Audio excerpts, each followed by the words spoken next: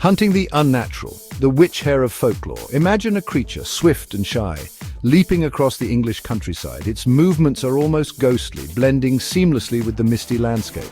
Now picture this animal not as a creature of nature, but as a witch's accomplice, a witch-hare.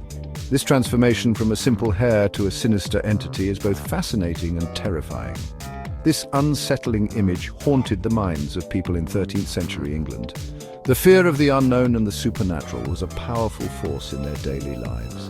Belief in witchcraft was widespread, and the hare, an animal already steeped in folklore, became entangled with dark superstition. Stories of hares transforming into witches or being used as familiars spread like wildfire.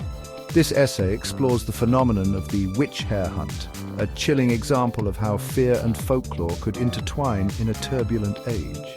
The hunt for these creatures was not just a pursuit of animals, but a quest to root out perceived evil. England's troubled times, setting the stage for suspicion. The 13th century in England was an era marked by uncertainty and upheaval.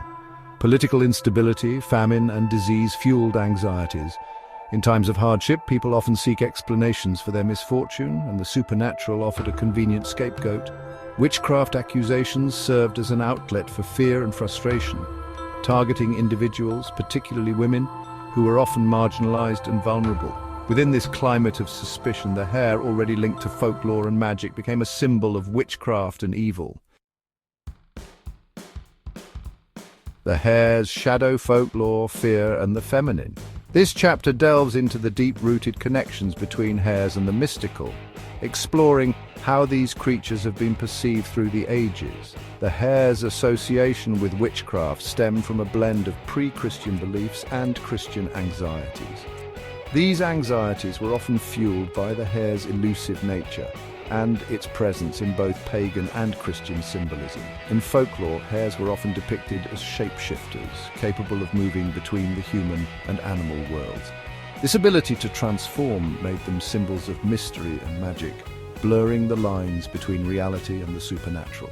Their nocturnal habits and swift, erratic movements further fueled suspicion, painting them as uncanny and otherworldly. The way they moved under the cover of darkness added to their enigmatic reputation. This association with the supernatural, combined with the hare's traditional link to fertility and the feminine, made them easy targets for witchcraft accusations. The hare's role in fertility myths often intertwined with the perception of women as life-givers and healers. Women, often associated with nature and traditional healing practices, became particularly vulnerable to being labeled as witches who could transform into hares to carry out their malevolent deeds. This connection between women, nature, and the hare's mystical attributes created a potent mix of fear and fascination. Echoes in history. Notable witch-hare hunts. While concrete historical records of specific witch-hare hunts are scarce, scattered references in legal documents and folklore attest to their chilling reality. These documents, often hidden away in dusty archives, reveal a world where fear and superstition ruled the day. Accusations often arose from a combination of misfortune and superstition. A sudden illness, a failed harvest, or a mysterious death could spark suspicion.